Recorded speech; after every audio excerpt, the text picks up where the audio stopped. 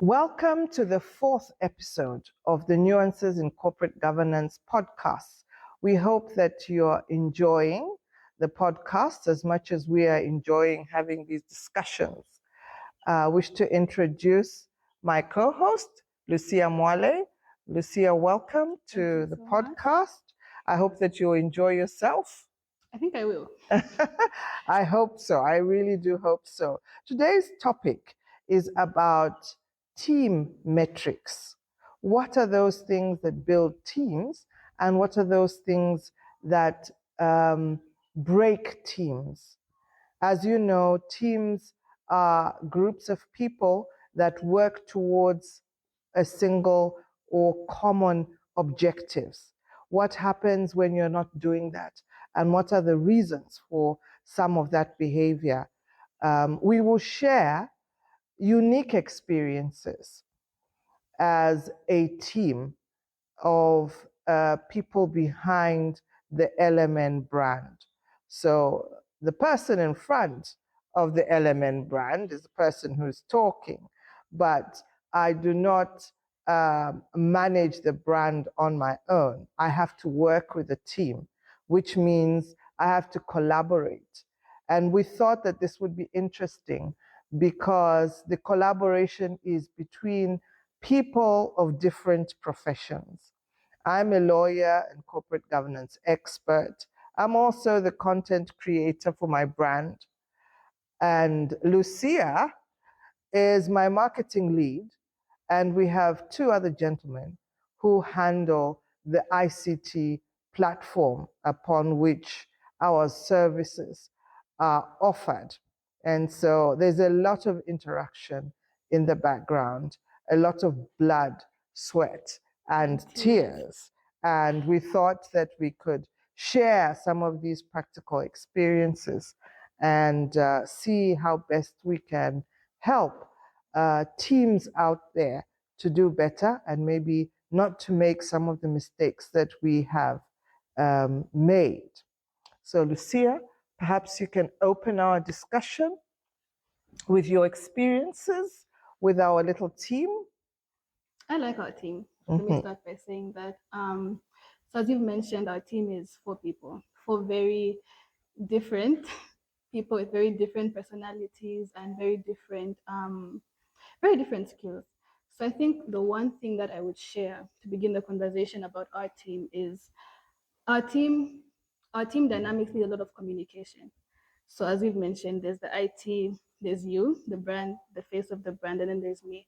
So I realized that a lot of the times, each of us has a distinct responsibility that ties into the bigger picture. But because we have different expertise and we know different things, I have to spend a little bit more time helping you buy into my vision. At the end of the day, we have the same goal, which is that we want to produce a particular product, or we want to get to the network at this particular point. But then we don't always understand each other. And that's something that I appreciate more and more as I work on this team. It's understanding how to communicate and receive feedback.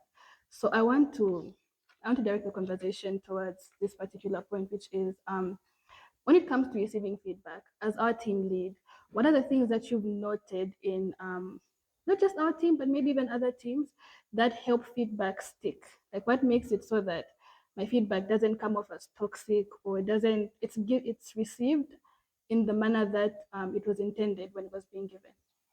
Okay, so I think the first thing is alignment. And I had to learn that very, very quickly when we were now operating the online platform, when we were building the website.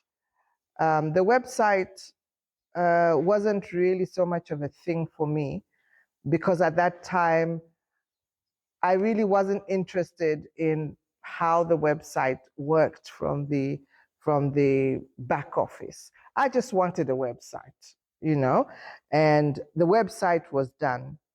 But then the introduction of new products on the website, such as the Knowledge Center, That's what gave me that wake up call. And that's what kind of drew me to asking myself what my expectations were of my colleagues and finding out what their expectations of me were. You have mentioned that I am the leader of this group, but I am not a software engineer. Okay, I know stuff, but I can't build a website for you, even if I tried, even if I wanted to. But I had to lead these professionals with my vision. This is what I want to see. This is what I'd like the Knowledge Center to be able to do. And this is the content that I would like to be on the Knowledge Center. On their side, it was about possibility, timelines, just the whole technological behavior. And I think the alignment is what I learned in that interaction. Sometimes I would be told, okay, so we're going to do this. And I'm expectant that that thing will be done. And then it's not done. And then I'm asking, and I am upset that it's not done. And I am thinking that people went to sleep, when the truth is that there could be some things that are beyond my colleagues' control, some things that just need for us to wait it out a few days and things like that. And so very quickly, I had to get aligned to licensing, to you have this challenge which you could not have foreseen. Timelines having to be reduced or extended. So for me, that is one of the biggest things. You have to be aligned. You cannot lead a team that is going on a tangent. You have to all be aligned generally. And generally is, what are the roles? My role is to provide you the content. And your role is to advise me on security issues, to advise me on possibility, to advise me on quality and all those things. So firstly, it's alignment. And secondly, it's communication. Communication not only of outcomes. I have done this when I've been waiting for you for 2 months. 2 months ago, I was expecting you to do this, but because you hadn't done it, you didn't tell me that you need 2 months, and I'm just waiting and waiting. And so it's important to communicate. This is what we are going to do. These are the components, and this is how long we would have to wait, so that your friends who are not in that profession can size themselves. So for me, usually it's after I provide the content, it's more of a waiting game. But I want to know how long I can wait until I can raise a red flag, or, so communication, like you said, is very important. So I like that you started with timelines, because I think that's an important conversation, just in teams in general, because sometimes there's misalignment about the timeline. So I want something done by Monday at 8, and that thing isn't done on Wednesday, it's not done on Thursday, following weekend again, it's not done. I think for me, my question then becomes, how do you draw the line between extending grace and being, tough to get that result? Because at the end of the day, you want your brand, you want to reach your network, you want us to build something, but maybe we're not moving at the same pace that you would expect us to move. How do we make it so that it's not we don't hide behind it's a different department spectrum? Okay. So for me, I think that this is something that you've heard me say. My brand waits for no one. Me inclusive. Yes, you inclusive. I consider my brand to be separate from me, whereas I can wait for you. My brand can't wait for you, okay? Because my brand talks to more people than just you. And I owe more people what I have promised them as a brand. And so it's very important for us to recognize that. The brand waits for no one, meaning when it's supposed to do something, it should do it. Okay? But how do we get there? I heard you when you were asking your question. You use a lot of, I want to do this. I want to do this. A team is about, we want to do this. We want to do this. How do you get to the we? Okay. How do you get there?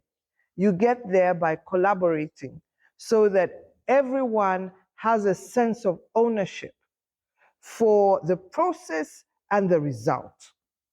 And usually that lacks because there are certain professions, and I'll speak to my profession. Um, Lawyers have to read documents, render opinions, and all that.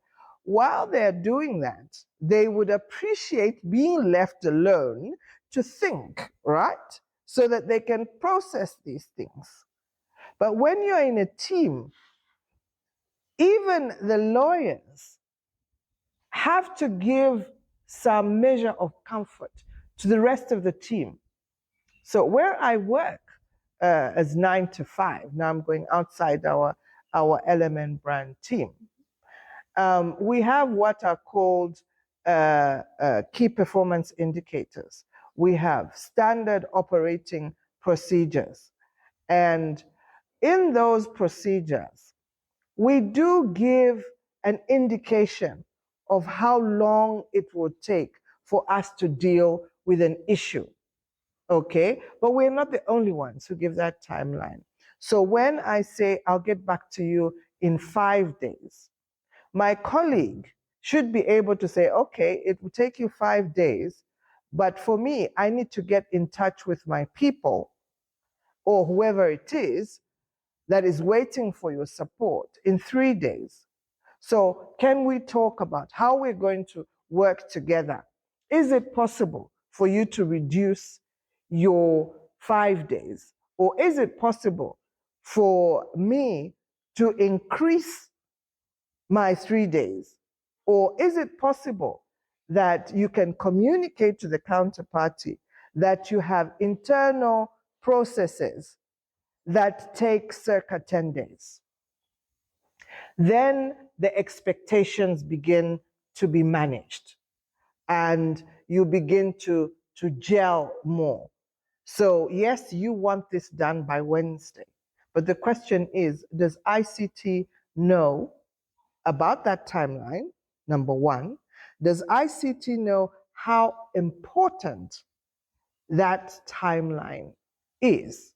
So for instance, in my case, where I put out a poster on social media that I'm going to have a webinar, okay?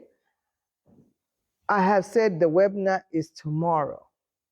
I don't have a poster because my marketing person fell asleep. Oh my God. I don't have a link because my ICT people didn't generate it from the system. What I'll go back to the team with is the integrity of the brand is being eroded. This is a risk for me. Can the team help me? You know what I mean? So it's important that you get all expectations aligned. And I think in an environment that just works with timelines, and timeline becomes the most important metric, those teams are most likely to fail. Because what are you doing in those 3 days that you have asked for? Is there quality in what you're doing? Do you need any help within those 3 days? Ask for it. People should be aware that in half an hour you should provide um, this support. So for me, for a team to work and achieve the outcome, there should be ownership. All of us should take ownership. All of us are very happy when the webinar takes place, right? But what did we go through to get here? You know, everybody should care for each other. And I think that's one of the things that I have experienced in my career, where sometimes there's a problem. It's a 2-year-old problem, but the lawyers are expected to come up with a solution in a few hours. Already that's a disconnect. So you have your plan and everything. Ask yourself, has ICT bought into my plan? Have I shared these timelines?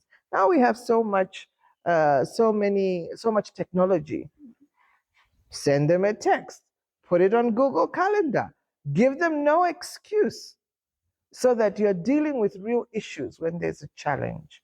That's my view. Are you looking to be an enlightened corporate governance actor, leader, and champion? Knowledge is power, and your answer is the Leah Mutonga Ngoma Essential Avatar. The Leah Mutonga Ngoma Essential Avatar offers you a flexible, cost-effective avenue for gaining integrated experience in the practice of corporate governance. The Avatar is an artificial intelligence AI coach which contains professional, personality, and published work of the Leah Mutonga Ngoma brand, fondly known as LMN. It enables clients to enrich their knowledge on corporate governance and organizational behavior. Once subscribed, you will have access to other AI coaches hosted by the maxgood.work platform on different areas of the practice. Join the leaders that are thriving with AI. Transform your challenges into great opportunities and become a confident, trendy, and relevant corporate governance actor. Subscribe today for only 600 kwacha per month and pay easily through a Visa card or any local Zambian mobile money networks. Take the lead. Subscribe now and let us partner in sharing knowledge. For more details, visit our website on www.leahemungoma.com. LMN, the brand that breaks ground. I like that you spoke about buying into something, because I think a large chunk of our relationship is I give an idea, then you buy into it, or you're like, I'm not for this idea, maybe let's table it and come back to it another day. My question is, so as we're having that dialogue, the buying in and buying out, how do you deal with a situation where it feels like the person that you're talking to is just not buying they're just not buying it, like they're not for the idea? Interesting both question. from the both from the perspective of you as my boss, but from the perspective of you as somebody who's had to sell an idea. Okay, very, very interesting question. And I'll start with what are you selling? And what does selling mean? Maybe we start with what does selling mean? You're trying to convince somebody to purchase or to exchange what you have for money. Sometimes you'll swing it. Other times you will not swing it. Okay. And when you don't swing it, you will feel disappointed. And what will hurt more is if you didn't do your best, right? But you always must do your best when you're trying to sell an idea or you're trying to get somebody's buy-in. And I know that you are talking about me. Thank you very much. I am not a very easy person to please, especially when I know what I'm looking for. And from a provider and client perspective, there's this thing of the customer is always right, isn't it? I mean, what that means is that as a seller or as a provider, you must be customer centric, because it's you who wants them to consume your service. It's you who wants them to come back for the service. And so a lot of the work will be done by the person who is selling. Okay. And if, as people who are selling, we are mindful that we are dependent on how the customer feels, I think it becomes easier. You may think it's a great idea, but I may not. And I'll give you an example of something that you and I went through when you were trying now to tell me about myself. You love that example. Yes, because it's an easy example. Okay. So Lucia went out and she came back with, oh, I think that you are inspired by this person and this person and this person. And I remember saying, I am not inspired by any of those people. And I gave my reasons. And Lucia was she took it in stride. She said, okay, I'll get back to you. Okay.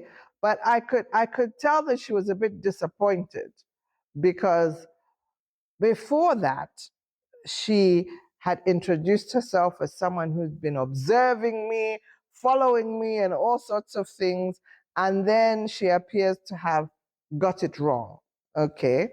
But maybe, Lucia, I'll just ask you to finish the story. What happened after I said, I'm not inspired by any of these people. I don't want to be like any of these people. It was a phone call actually. So we were on the phone, we were on the call, and then you said, "Well, that's not me." You didn't even say, "I'm not inspired by those people." You said, "That's not me." I said, "Then who is this person?" Because I mean, clearly, I've done my research. I've stalked you intensely. I think I know you by now, which in hindsight was kind of audacious, because I knew you for like what, 2 weeks. Maybe now I can say I know you better. And I think after you said that, I was flabbergasted. I just said that, okay, what am I going to do now? But the first thing that came to mind was, okay, let's defer this. So I said, I get what you're saying. I understand your feedback. Thank you for being candid.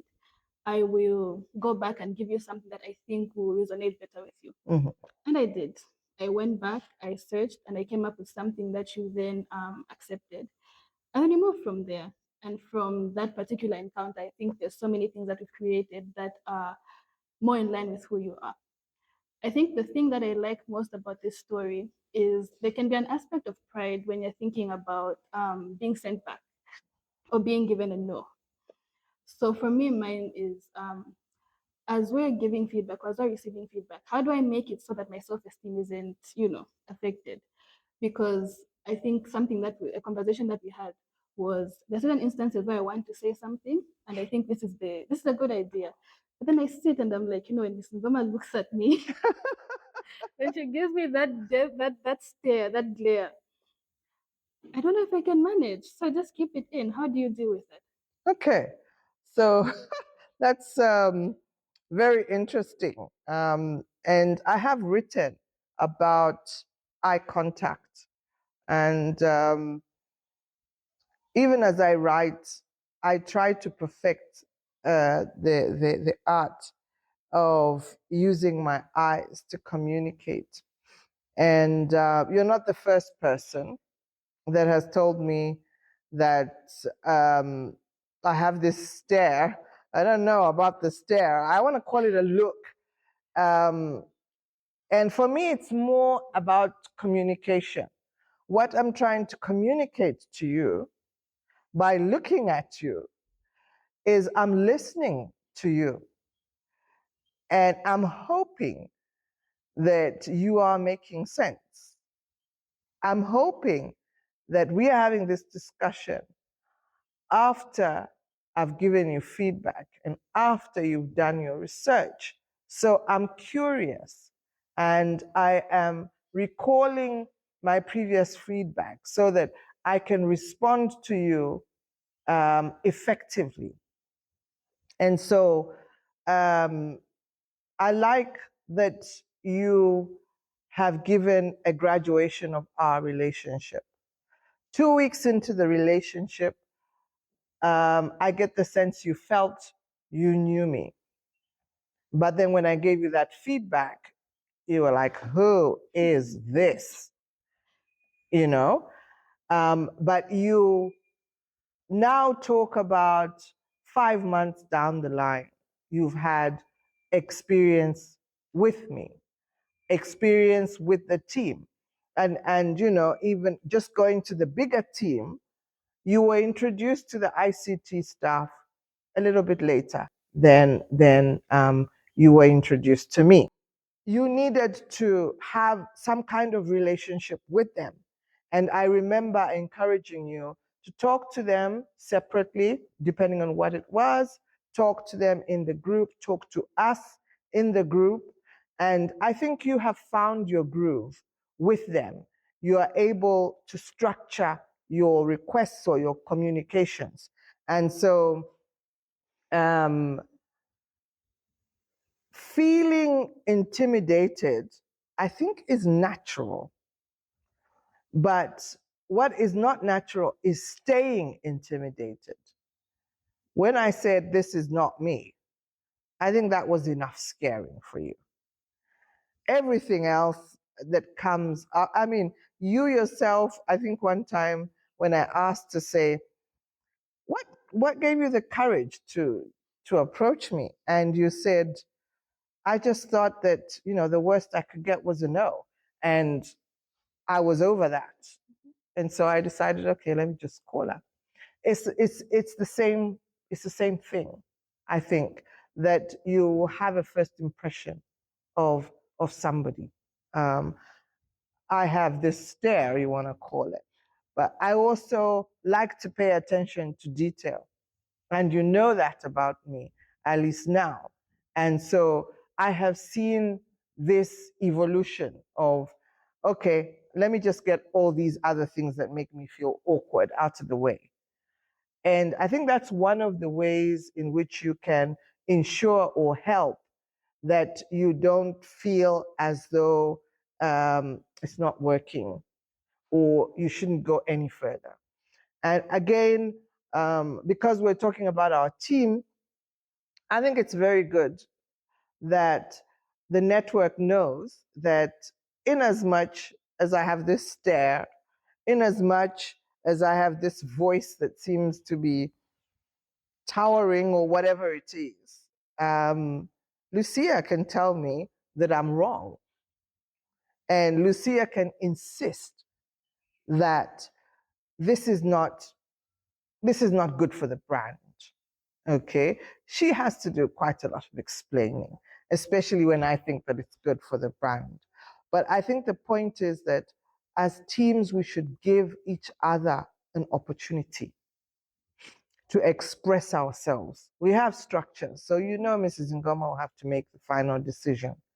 But that doesn't mean that you say and do nothing, even if you can help the situation. And we had one instance where she literally asked me to pull down something. And I was livid, you know, and I just said, why does she want me to pull this down? Yeah, and that's what I always think. I'm like, wait, what does she think when I'm telling her that I don't like this? Like, what goes through your mind when you're having those disagreements? Well, obviously, I'm human. I do something and you don't like it, I'll feel a certain way. But I think I have trained myself to say, okay, she doesn't like it. Why doesn't she like it? We are both working for the same brand. Perhaps I should listen to her. And if I'm going to agree with her, it's because I understand. If I decide I am not going to agree with her, it's because I understand.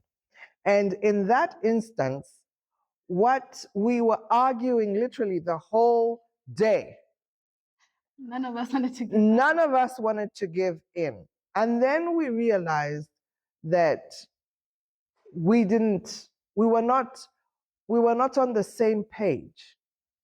The intention for that post, and as far as I was concerned, was not she was not privy, and I wasn't privy to all the reasons she was saying pull it down. So when we now decided to talk about, okay, so what's your intention? Why do you think you should keep this on? Why do you think it resonates with your brand? We started listening to each other, and we realized, well, lucky for me that the post could stay, but I think the experience was very good for us. It was one of those where I think Lucia didn't care whether I had a stare from wherever I was, or my voice was loud or whatever. I think she stood her ground, and that's what a team needs. All of the team members bring value to the table, and it's up to us to leverage on each other. And one of the things that we have to do is listen. Sometimes it's painful. Sometimes I'm listening to you and I'm like, when is she going to finish? So that I can say no, but yeah. I mean, that's just a joke, but sometimes it can be difficult to listen, but you have to teach yourselves the value of listening and the value of leveraging on each other's skills. Thank you for choosing to visit the Leah M. Goma website, a hub for the constructive and enjoyable exploitation of knowledge and experience. The website is carefully designed to meet your all-round learning and growth needs as a human actor in an organization, connecting you to the available modern tools to turn you into a relevant, reliable, and efficient player. For free training, visit our events page and diarize our exciting webinars. We are also available for booking for private workshops and conferences. We promote talent and innovation as one of our key objectives. We invite you to contact us to showcase yourself and build your personal brand. The website also has a wealth of resource. Visit our blogs page for our experiential articles, video gallery for visual learning and sharing, and downloads page for thought-provoking and insightful material for your reference.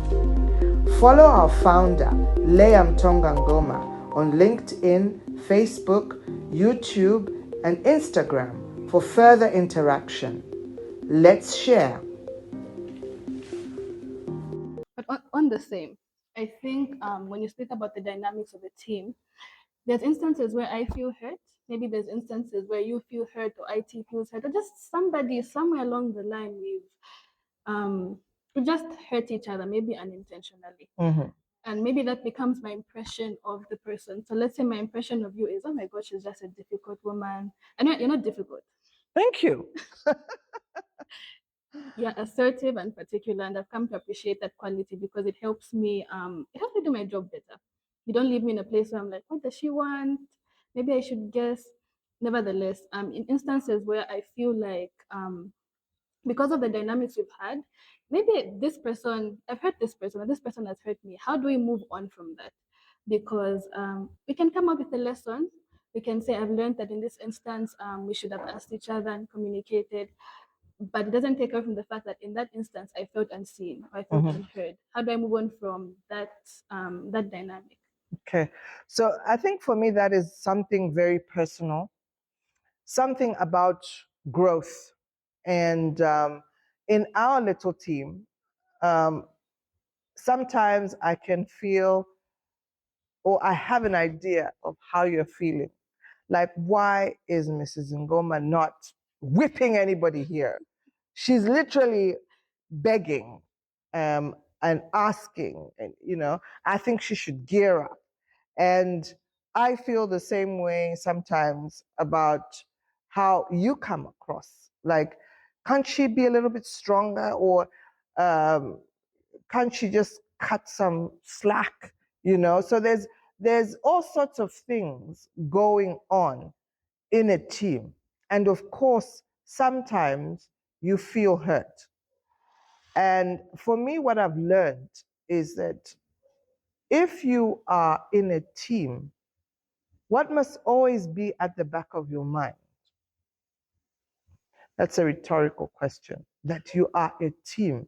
There is more than you. And so, whereas you can be hurt, ask yourself, does this hurt the team? And if it does, can we do something about it? And most of the time, emotions kind of get in the way. I've felt it myself as someone who has created a brand, and I feel like somebody's, stepping on my creation and not understanding and trying to suggest something that I never thought about, and stuff like that. And I've come to realize it's because I am emotionally attached to the brand or whatever it is. And for me, that awareness also helps me to deal with that emotional attachment. Stop feeling hurt, because the brand is not hurt, is not emotional. And we are all working for the brand. So sometimes, as a person, you must choose to deal with your emotions. You can't expect the team to always deal with your emotions and always help you out. The team is there as support, yes, but there are some things you need to do to yourself to help the team. So I think there's an African proverb about trees, okay? And them, if they're close together, they're always brush and stuff like that. I'm not Bemba, so I'm not going to entertain you with how good or bad I am with the Bemba language. But the point is, where there are many people, or where there's more than one person, there are compromises and considerations. And sometimes you have to consider yourself. And that's why it's important to know yourself, to be self-aware. If you're an emotional person, if you react to certain things in a certain way, try to build resiliences around those things. Yeah. I think that's true. Everything that you've spoken about, I think something that draws the line is how attached am I emotionally to that thing. Mm-hmm. So if it's feedback, how attached am I to that feedback? Or how attached am I to the outcome of this conversation? If I don't get my way, does that mean that I begin to think, oh my God, I'm the most horrible person in the whole world? Ms. Goma just doesn't like me. When she's talking to this other, she's kind, but when it's me, she's so harsh. I mean, you're not, but just as an example, I think that's it's very true, and it's very real. But I also want to hear from you as a boss. So the way that I imagine it is, you're looking down at us and you're just like, there. How do you hold yourself from interfering in our conversations? Because as you've said, there's going to be friction. Our personalities are going to, they're going to clash. At some point, I'll be like, no, and then the person will be like, how dare you? Mm-hmm. When do you come in, or what are the things that you use to, like, watch how you're coming in and interfering with our relations? I think now that is a question purely about leadership. A leader does just that. They influence people to do certain things, but they also give people an opportunity to do their work. Okay? And so I consider all that when I'm leading a team. I'm mindful that these are professionals and they should be given space to do their work. And there will be times that I will intervene, but it should be on the understanding that it's to expedite the work and not to interfere. And having said that, the modern way of working now is the boss is not sitting in some corner office. They are very far just to say approved and not approved. Now teams collaborate at whatever levels, but also respecting um, who does what and who is responsible for what. And sometimes I let the team talk and talk, and then sometimes I have to come in because I believe that maybe we need to recalibrate and things like that, mindful that it's not interference, so that we can meet those timelines. I'm being wound down to wind up this podcast. Again, I'll say we like to talk. We want to be giving weeks and weeks to talk. But we hope that the network has enjoyed today's podcast and has learned one or two things, and perhaps will share their experiences with teams. So, Lucia, any concluding words? My concluding word is, there's something that you said that was so profound. Is it bad for me? Mm-hmm. It can be bad for me, but good for the team. So it can make me feel uncomfortable. It can hurt me, but at the end of the day, it's beneficial for the team. And I think that's something that a lot of us have to take out when we're thinking about teamwork is, this is uncomfortable for me. I don't like being put on the spot and asked, why didn't this come out? Or why did you respond like this? But when we create that environment, the team thrives. So I think it's my concluding remark and my main takeaway is, how team-oriented are you? Is it about me, or about the overall team? And once again, thank you very much for joining us on this podcast, and see you next time.